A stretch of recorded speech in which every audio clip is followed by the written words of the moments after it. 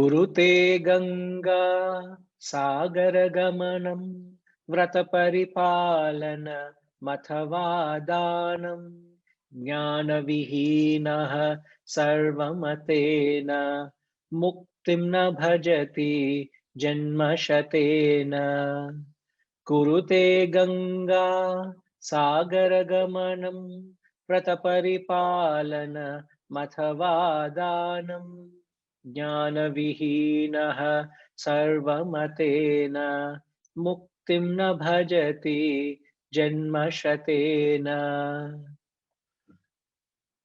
The title given to this verse is following rituals mechanically. So there's a mention of the various rituals here. He starts off by saying Kurute Ganga Sagara Gamanam. Sagara Gamanam is where the one visits where the Ganges meets the ocean. Vrata Paripalana Mathavadana. Strictly observes vows or does dana or performs charity. Jnana vihinaha, devoid of the knowledge of the truth. Sarva matena, by all schools of thought. So don't think it is only what Adi Shankaracharya thinks. It is not the opinion of the one master. Here he says, by all schools of thought, by all religions, by all great men of wisdom. Such a person who performs these rituals mechanically attains no liberation, janma shatena, even in 100 lives. Wow. He puts it so strongly. He puts it so strongly that you stand up and take note of his message. In fact, the answer to the question we asked earlier, why you are not able to elevate your thoughts to anything higher, is what holds you back is you're not able to envision. There is no knowledge. You don't have that. So the knowledge, when you lack this knowledge, you're caught up in the so-called religious practices. Many people are lost in what is known as the non-essentials of religion. You must learn to differentiate between the essentials and the non-essentials.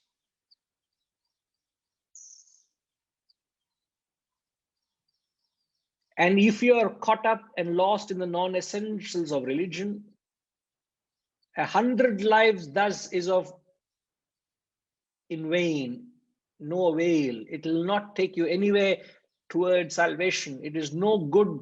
It doesn't help you in purifying yourself.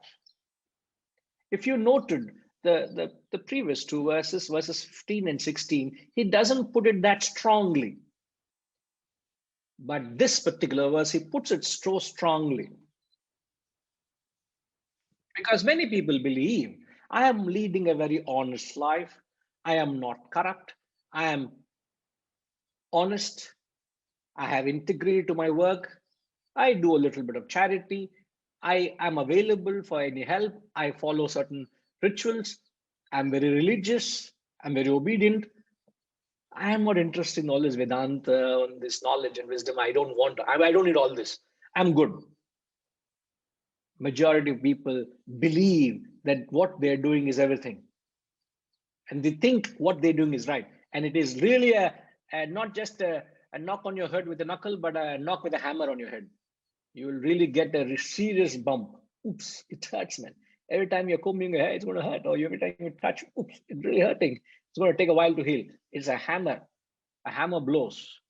It is just giving a serious jolt to your life and to you and saying, man, wake up.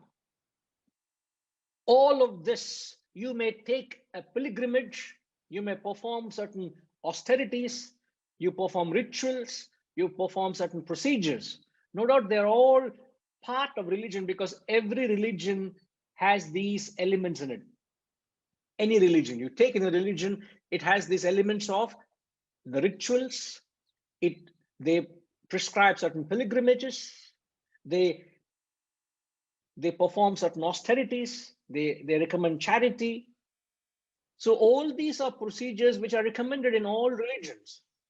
But many fail to realize these are the non-essentials of religion. Non-essentials.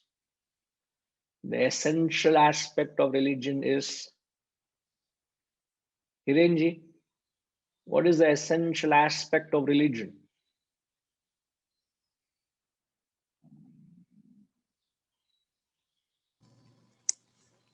Achieving the knowledge or the truth of self-realization. I mean, the way I see it, religion could be a stepping stone, which you are talking about non-essentials, and minimizing that is probably good, okay. But you need to go think beyond this to understand what you said, whatever when we are all talking about all the time, that do your duties and with dispossessiveness. So that is the higher thoughts. Actually, I was going to ask you exactly this question before this exercise. Already you started it, so it is very enlightening. That what do you define exactly by higher thoughts? Yeah, but the way I believe it, rituals are okay, but as you said, non-essentials, I feel it that way. But you have to go beyond that. As a stepping stone, going to temple or going to do something, it keeps you in touch with good thoughts, probably.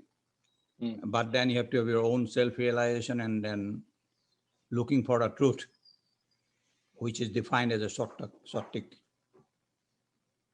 Yeah. See, by all means, I'm not demeaning these aspects of rituals or pilgrimages or austerities or charity, etc.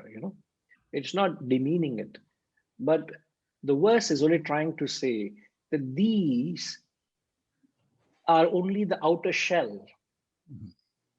They contain an inner kernel. The inner kernel is the significance or what these rituals have a symbolic representation. So the significance or the symbolic representation is the knowledge, which is the essential aspect in the outer shell, which are the non-essentials. I hope you got that right. Don't ask me to repeat it because I've forgotten it. I think which non-essentials, yes. The problem is that when we are tested in life with problems, then everything we start kind of blaming that, oh, I have been praying this, I've been doing that, I've been pilgrimaging, all this. Why it is happening to me? Because we do not have still the thoughts of higher thoughts kind of a thing, or self-realization.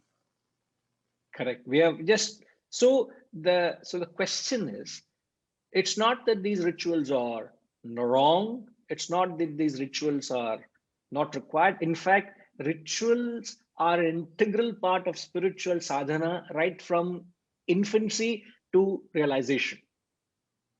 If you all noted, there is a certain ritual we all follow. Every class. Can you mention or what you visually see and what we have done? Can you name a mention a few? It's a ritual.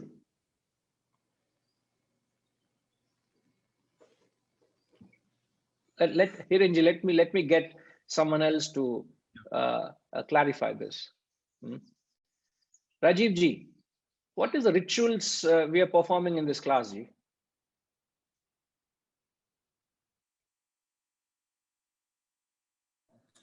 Hari Om Guruji.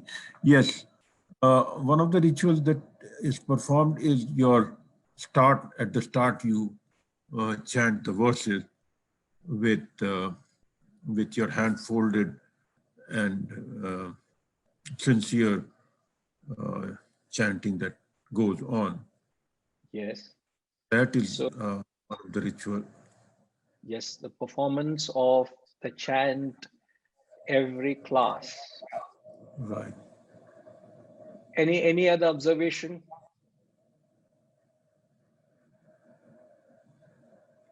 Hariji, Shanti, Shanti. You kind of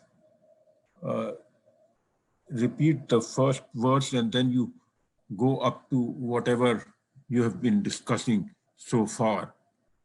You just don't go like you do the initial words and then you jump to the one which you are going to discuss today. Instead, you chant all the verses till the Yeah, again, current. that's a certain chanting of the verses. Okay, I get that.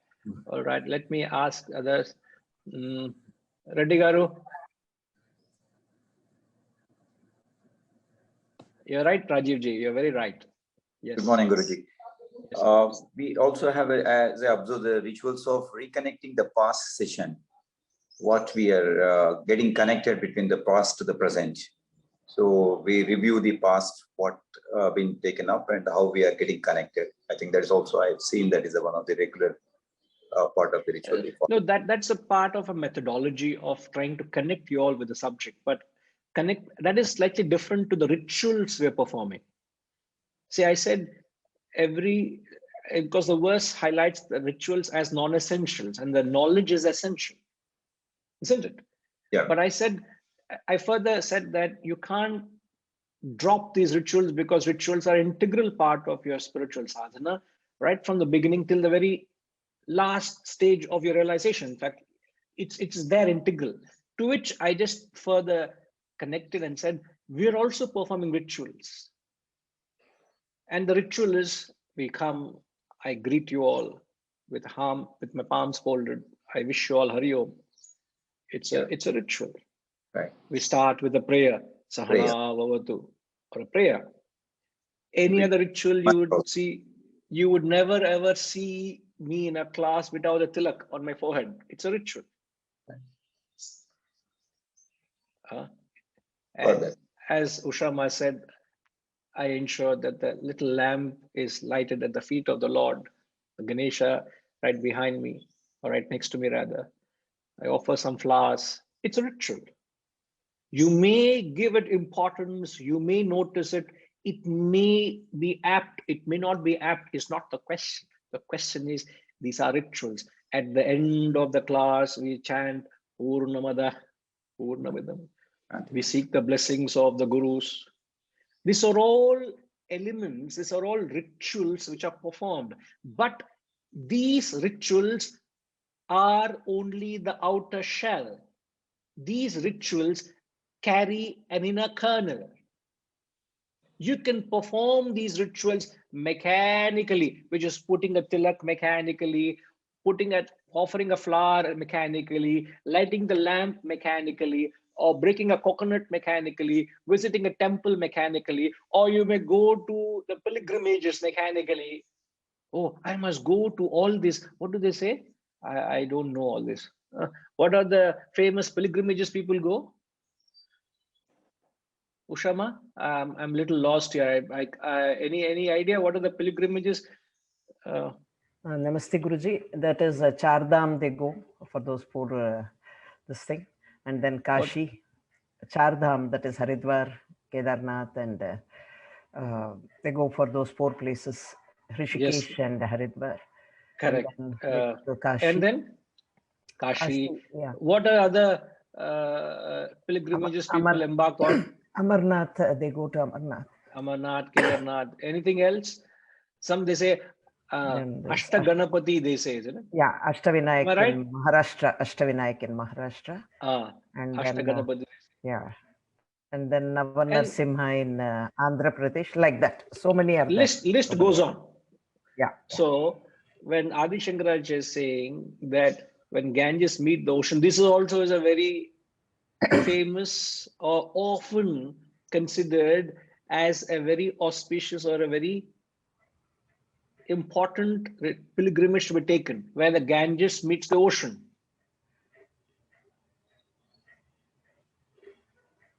Now, my question is, all these are outer shells, but carry an inner kernel. Vijayji, can I ask you, when do these rituals become mechanical? I think when we don't, or when we forget that they're meant to remind you to surrender and meant to remind you that you should not have selfish or ego-oriented feelings. To me, a prayer is, or any ritual is to, focus my mind and then, surrender oneself and remind oneself that, you have to leave it to the Almighty. So that feeling, so long as it continues, the ritual has a meaning. If it's done mechanically, then without the feeling, it's only a ritual. All right. Okay. Yeah, Vijayji, you're absolutely right. Hariji.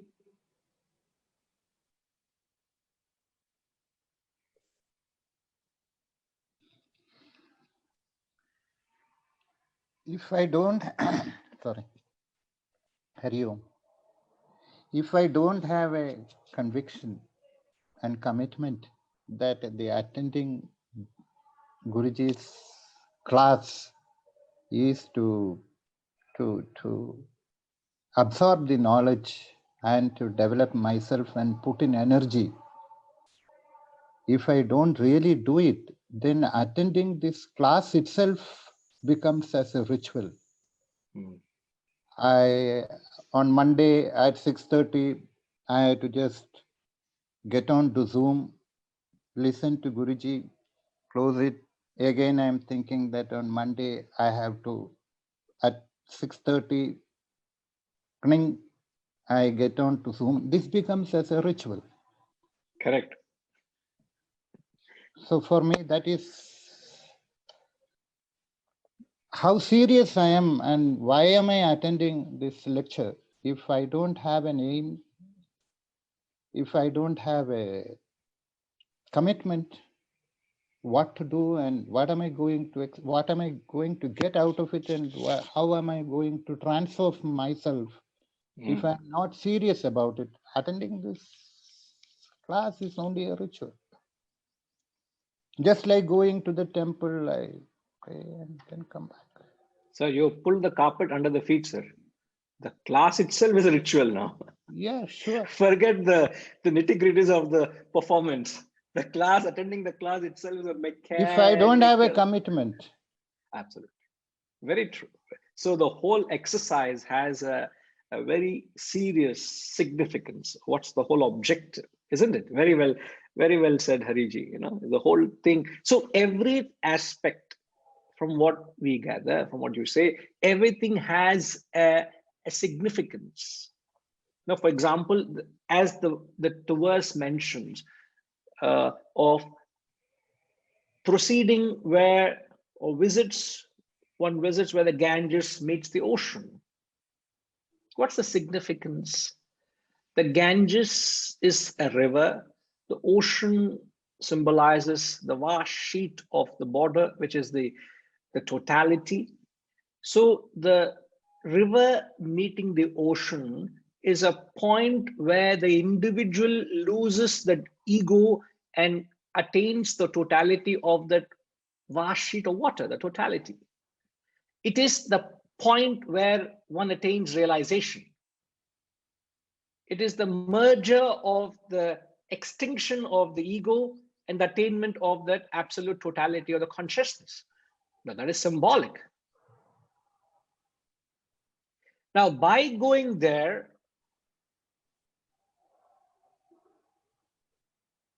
does that make you any more spiritual? I'm questioning it. By going to, there was this mention of Char Dham, or what is this? Ashtaganapati, or this and that, or going to Shabarimala or Tirupati or Mecca, or these Jains, they go through this journey, they walk on foot. Whatever this. What is the purpose? Is pilgrimage tourism and sightseeing? I don't understand. What is the objective of all this? What is the significance?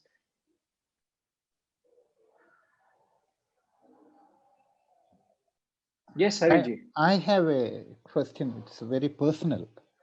Hmm. I lost my mother recently, and I had to do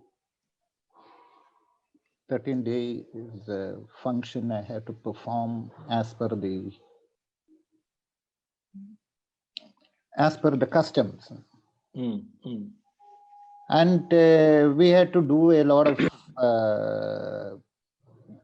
of rituals.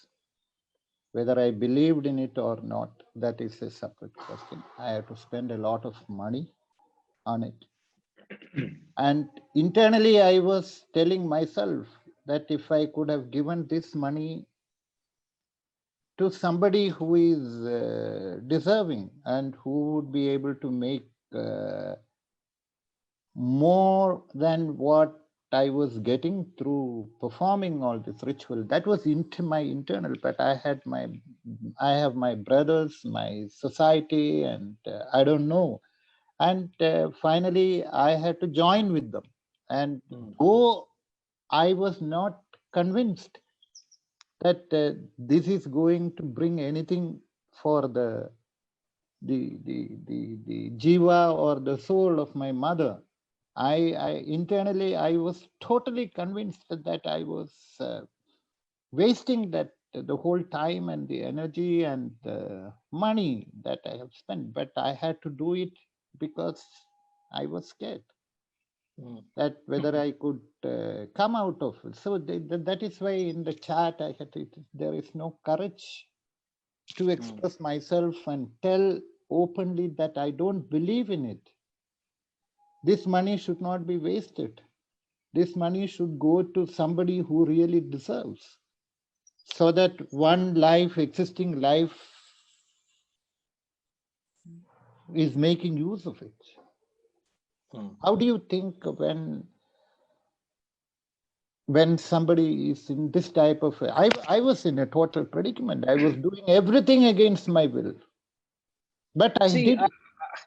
I get where you're coming from. In fact, if you look at it, the majority of the people are those who are holding on to the non-essentials, aren't they? Yeah. So since the majority are holding on to the non-essentials, you are on the minority. And you need extreme courage and conviction to believe in what you believe in, considering them as non-essentials. You can't run away from them, but you will have to. I don't know. Do it to a certain extent. Now, if I were to, I've never ever worn. I don't know. From a very young days, I had allergic to jeans. Imagine if I were to wear jeans and wear a hat and wear shades, and next class I appear like that and I start taking the class. How many of you will be attuned to the class? And instead of Ganesha, perhaps we will have Michael Jackson's picture behind. How many of you will attune to the Bhajagovindam? And yet I'll still chant the Bhajagovindam verses and everything is right, everything is same. I'll greet you all, Hari Om. Yet, is there an association of thought? So, to what extent you have to perform rituals so that you get an association of thought? That's important. So they all help you to cultivate a certain association. Like when you light an incense stick, it has a certain association. When you spray perfume, it has a certain association. Perfumes instigate or trigger a sensual indulgence. Perfumes associate that, but incense sticks don't associate with sensual indulgence. Incense sticks instantly associate something religious, something spiritual, something very divine. So they all have a connotation, they all have a certain role to play. Now, whether you need it or not, how elaborate you need it is all subjective. But given, since you said it's a personal query, but since you are in a larger totality of your siblings and a family, your personal sentiment and requirement may not play a significant role there. So it's a personal take on it. But given the totality, you have to go with the flow. But if you ask me, would I want to do that? I would say, thank you very much. You know, Swami Ramatirtha says, you can't claim yourself to be any more spiritual by going to a temple, church, or mosque only. I repeat, you can't claim yourself to be any more spiritual by going to a temple, church, or mosque only. Means you can't say, just because I've visited a pilgrimage or I've done a little bit of these religious activities, I'm any more spiritual. Nah. I feel I'm sitting in a temple right now. I have that feeling. Now, why do I have to go and perform an elaborate ritual or go, sir? I have the same photograph of Lord Balaji, which I had picked up when I went to Tirupati, which is there in my altar room. Do I have the same divine feeling? Does it invoke when I go into the puja room and look at that portrait? Or is it any less? Is that feeling dwarfed because it's just a portrait, and that's real feeling aroused only when I sit in front of the altar in Tirupati in front of Lord Balaji? In fact, if I'm not wrong, it was Sethuramanji the other day was mentioning many years ago, apparently through some references, he had an opportunity to almost spend 24 hours. Sethuji, am I right? All those special pujas they perform, right from morning to night, and it was a very exclusive opportunity he had, whereas only a handful of them are given, and it starts from early morning, from 3:30, 4 o'clock. You start from the Suprabhatam, and then through the day, many things are performed. And he said, time came. I said, it was, I don't know what's the word you use, Sethuji. I rather you only say that. I wouldn't want to say that.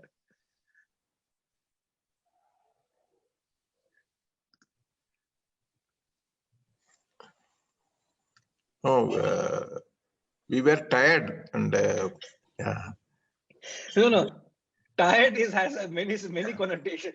Tired means what? Not able to recollect, but I did mention. I hope you don't mind me saying it, because you referred to the other day. I said, how many pujas am I to sit in? Almost getting tired, one after the other pujas. You're sitting right in front of that Lord Balaji, where people will take so much planning, effort, influence just to get there, just to be there, just to get a glimpse of that Lord. And yet you had the opportunity of sitting with as many pujas as you want. At time comes, you say, man, come on, yeah, let's take a break. I'm not suggesting anything. There's nothing wrong. I'm only trying to tell you, do I need to go to that length to arouse a divine feeling within me? Or can I arouse the divine feeling by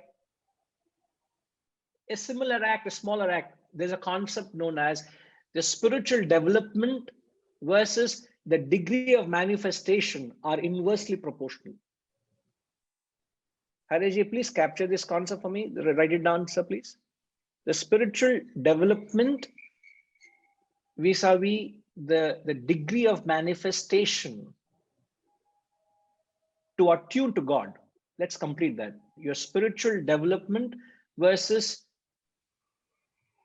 the degree of manifestation to attune to God are inversely proportional.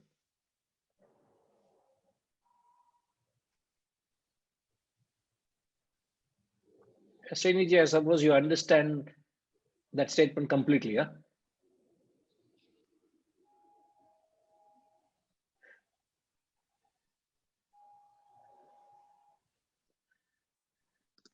Yes, sir. I would not claim to say that I understand that completely. But what did you write down? Well, I wrote down, it seems, I mean, I just wrote down spiritual development inversely proportional to degree of manifestation to attain the God or the Lord. No, not attain, attune to God. Attune. Attune to Yeah, God. sorry, attune. Yeah, I did write attune. Yeah. Okay.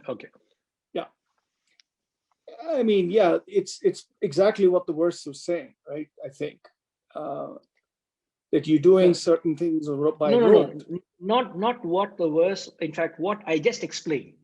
Right, just explain. They explained about sitting in front of the altar at Lord Balaji at Tirupati, vis-a-vis having a portrait of the same Balaji which I picked up from Tirupati in my altar room. What is the spiritual feeling it arouses when I look at the portrait vis-a-vis what's the spiritual feeling it arouses when you look at the Lord Balaji right in front of him sitting at the feet, getting that exclusive opportunity? Obviously, sir, it's not the same thing. Every day I walk into the puja room, I do that ritual every day, I clean the altar, I offer the flower. No doubt I feel spiritual, but that's a very different feeling, isn't it? Oh, that place is very spiritual because it's invoked with this and that, and it is very divine. Agree with me? I do. I think, I mean, you made a comment even before that these rituals create the association, right? Yes. To the bigger purpose. So to me, yes, going and sitting in Tirupati, let's say if the belief is there, and yes, creates a greater association than the picture. I'm not saying both don't achieve the end goal, but it's just that it's a degree.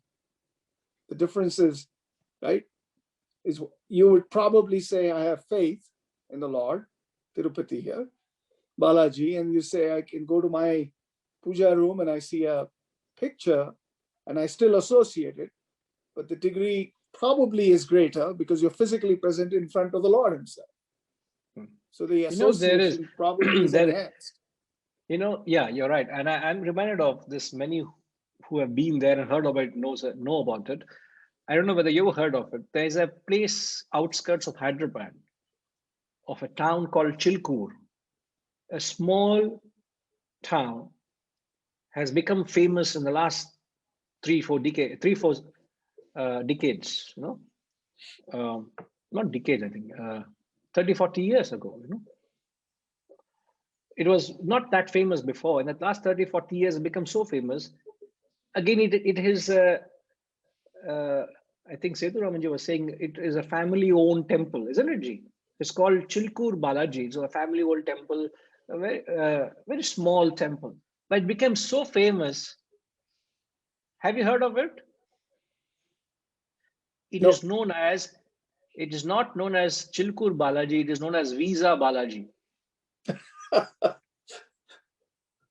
I hope I'm not saying anything wrong. Am I right? Correct. So there are a few who are endorsing it. It is known as Visa Balaji. So if you go to that temple, you will find 99% of people who go there are youngsters, are teenagers, who have either applied for visa or have their visas been rejected and going for reapplication. And they believe that by going to that particular temple and going around the temple, in fact, it's a very small, Sanctum Sanctorum is a very small enclosure. And there's a fair space around the Sanctum Sanctorum for people to do pradakshina. They go around. So you will find there's a huge crowd. It's like what you would visualize in Mecca, the crowd going through the Kaaba, isn't it? Kaaba, they call it, isn't it? They go around. In a miniaturized version, there will be perhaps 500,000 people frantically trying to cover 108 rounds. So you don't have to walk. You just go into it. You will be automatically transported 108 times. You can transport. You can eject yourself out whenever you want to. Whenever you're 108 finished, you eject out.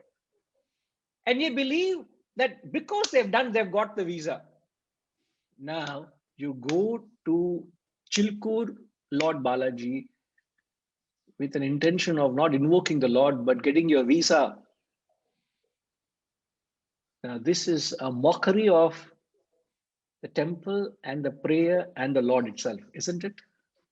Mhm. Now, that is not the subject matter we're discussing, but I'm just reminded of, you could have the portrait in your puja room, you will have an hour's drive outskirts of Hyderabad, you have the Lord, same Lord Balaji, and you will have Lord Balaji at Tirupati. Now, which one do you need to take to arouse that same feeling? Now, go back to that statement. The spiritual, what is the statement I made? You'll understand. I have very short memory. The spiritual development is inversely proportionate. Spiritual development is inversely proportional to the Manifestational to attune to God. to God. Attune to God. I'll take another example to convey this. So, okay, let me use the same example and I'll give another example. If you can just go to your puja room and have the same spiritual arousal as you would have at Tirupati, it means I'm so elevated that I'm able to attune to God through a mere portrait. But if I need to take that long journey, that arduous journey, plan and program and only spend that few minutes at the Lord or have darshan and have that spiritual feel, it means I'm that much less spiritual who needs that grand atmosphere to invoke that feeling of the Lord. Obviously, the manifestation in the puja room with the altar is nothing grand.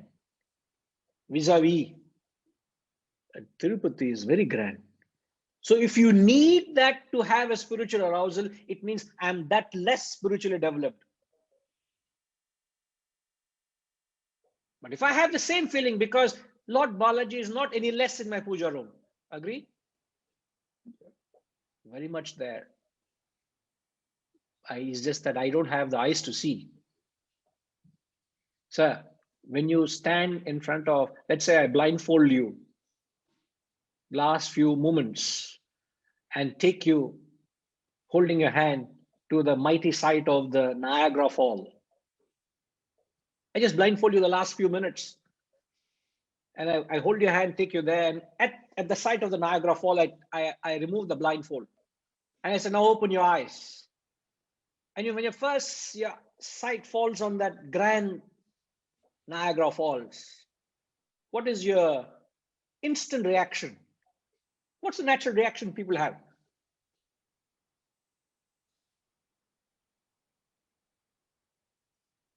Wow.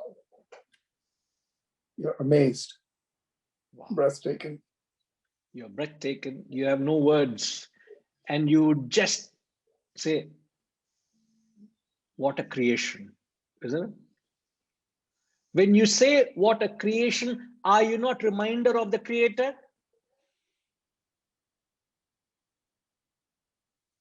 Yes or no? Wow. Well, it didn't appear to me, frankly, when I went to Niagara. All I did was you're amazed at the force of nature. That's what you took out. I mean, it's incredible to see the velocity and the power of just water and nature. Okay. Now time has come. I need to blindfold you and take you to the mighty Mount Everest. If Niagara Falls doesn't appeal to you, maybe Mount Everest. Have you been there? Oh, I went to the base, but not even to the base. Oh. One of the bases. Okay. Not the base camp, as such. Yeah. Okay, then I'll enroll you for the next the pending EBC of ours. No, so we are a group of us planning to go to EBC. So you're on it, huh? Okay. Okay, Srinaji, and then we will All right. continue the discussion there. Okay. Now, all what I'm saying is, it is you are aroused of that grand feeling of the Creator or the creation of it's just majestic. You just can't but appreciate. Now, do you have the same feeling when you look at a sunrise or a sunset? It's the same feeling you can have. I tell you, it is. It just, you can go into raptures. You can just get lost for words, just trying to describe a sunrise or a sunset. You can get into raptures just by peeling a pomegranate. Badriji, don't worry, I'm still talking Bhajagovindam. Huh? Wondering what is this fellow talking everything else except Krute Ganga Sagara Gamanam Vrata Paripalana Matavadanam. Harishi must have said, Badriji, please give up your walking and come for Bhajagovindam class. And he has come with all faith that this man is going to enlighten on Bhajagovindam, and this man is talking everything else but Bhajagovindam. No. I have no such thoughts flowing through my mind. So I'm only planting those thoughts, isn't it? I know when you are putting thoughts which I need to reject, and when you are putting thoughts that I need. Okay, but don't reject it immediately. Yeah? Maybe afterwards you can reject them. No. It's all about being fully in the now. If you are fully in the present, then you don't react to your experiences from memory. So then every sunrise and every sunset appears grand to you because you're not saying, oh, I've seen it before. Okay. Correct. Yeah. So if you're, I try to do that in my walks, by the way. I try to be completely in the present, so that what I see, I happen to walk in a forest and there are birds and you see all kinds of things.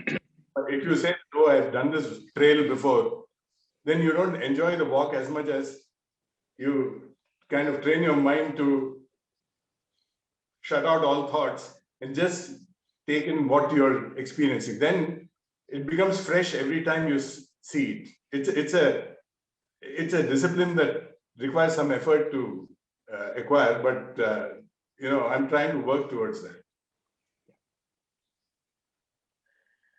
Yes, Badriji. So you can go into raptures just taking a walk, looking at a sunrise.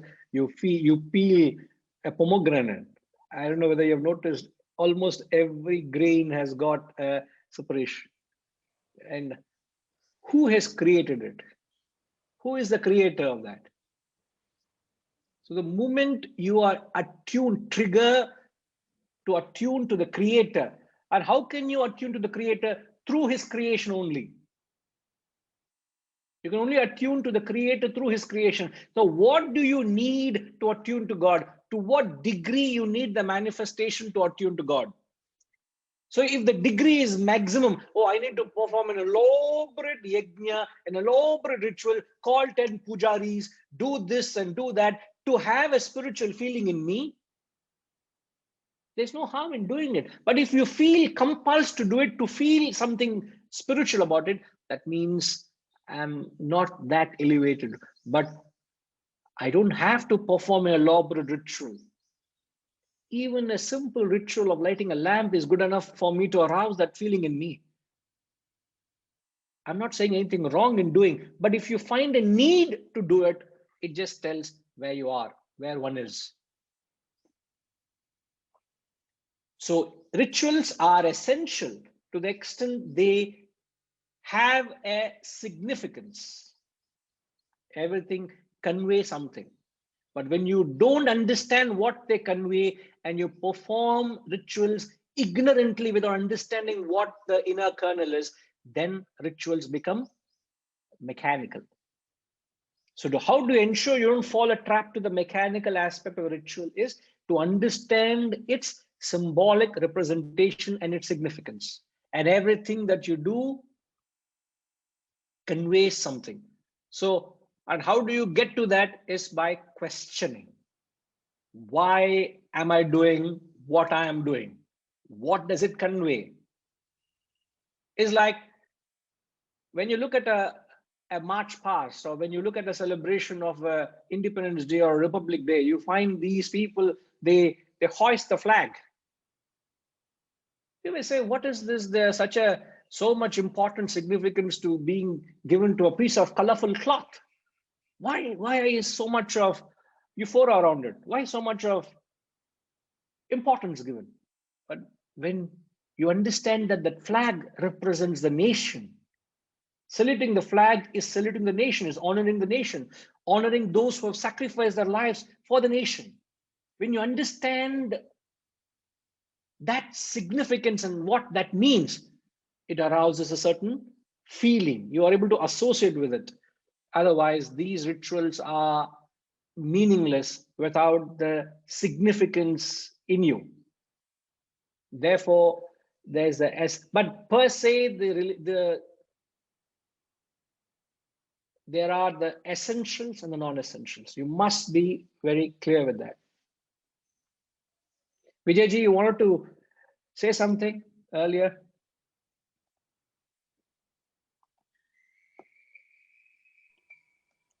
Okay, it's a personal, experience. Right. As a person, I don't know Sanskrit, but every month we have this, do we do Tarpanam? Tarpanam for elders. To me, I said, look, what am I doing? I don't understand what I'm saying. Then I said, might as well and understand what is being said in that. So I went through that, to the word by word, try to get the gist of it. Now, I have no positive or negative opinion about it. If somebody tells me if we don't do it and it's a serious consequences, well, I don't believe it. At the same time, I'm grateful that it's an opportunity, at least for me, to remember, the departed, the parents, and it gives me, I'm very grateful to that only.